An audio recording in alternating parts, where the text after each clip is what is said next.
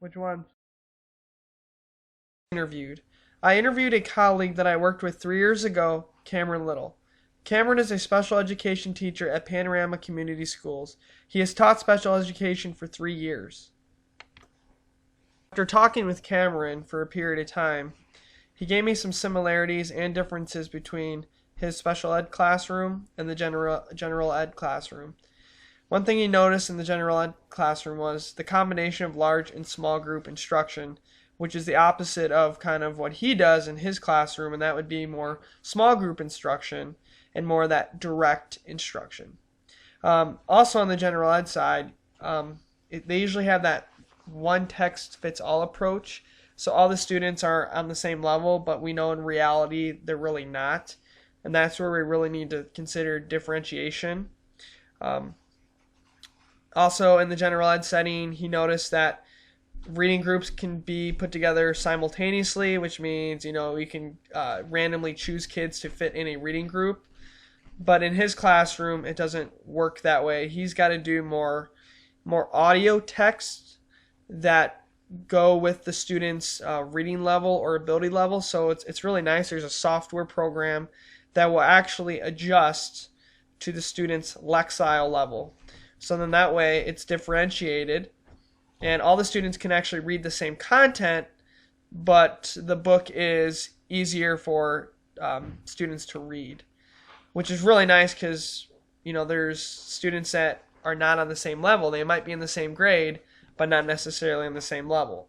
So that's one thing he likes about his classroom is he has that capability. He also said that he notices in the general ed setting that comprehension questions follow after a text has been read, which for some students is pretty easy, but for others is quite difficult. So what he likes in his classroom is using different questions that don't come necessarily after what's been read. It comes maybe after a few sentences or a few paragraphs, and it's easier for a student to pretty much dissect what they're reading and comprehend what they're reading when it's easier with maybe a paragraph at a time. So it's easier that way.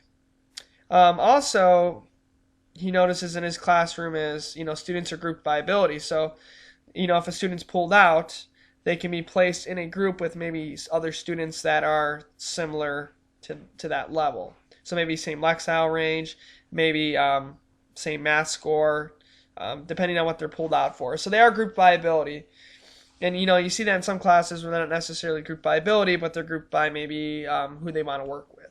So that's kind of another major difference. So these are kind of the things that he notices when he goes out into other classrooms or is even co-teaching.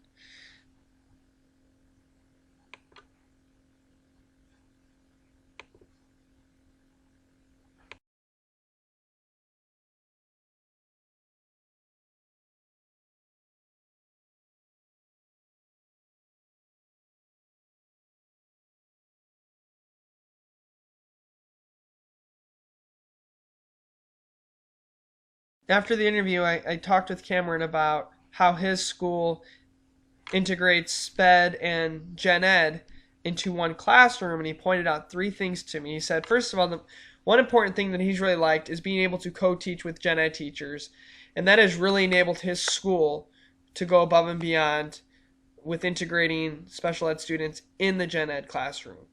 And he says being able to talk to teachers about lesson planning, data, strengths, weaknesses, small group, whole group, really analyzing what's going to make that kid go above and beyond and hit their goal. And obviously to provide a least restrictive environment so they feel comfortable, because obviously they don't want to stand out because that's embarrassing.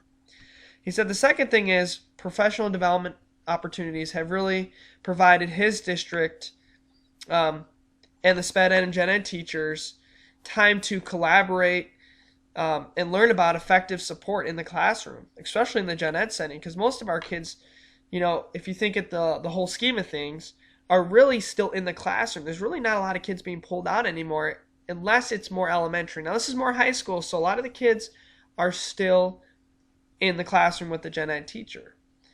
So that's been really nice just to have that time to collaborate with each other and figure out what are the best means of helping these students. And then he said the third most important thing is being able to support students' independence by helping them strengthen their goal areas. So those areas where they need to improve, and being able to communicate with them and saying, hey, keep up the good work, but doing it in both settings. So if a student is struggling in, let's just say, like, math or reading, maybe it's main idea that it's being worked in both classes, the special ed classroom and also the regular ed classroom. But also, giving that positive feedback. And also, maybe some support and how they can get better. So being able to provide constructive feedback has been very helpful to his school district.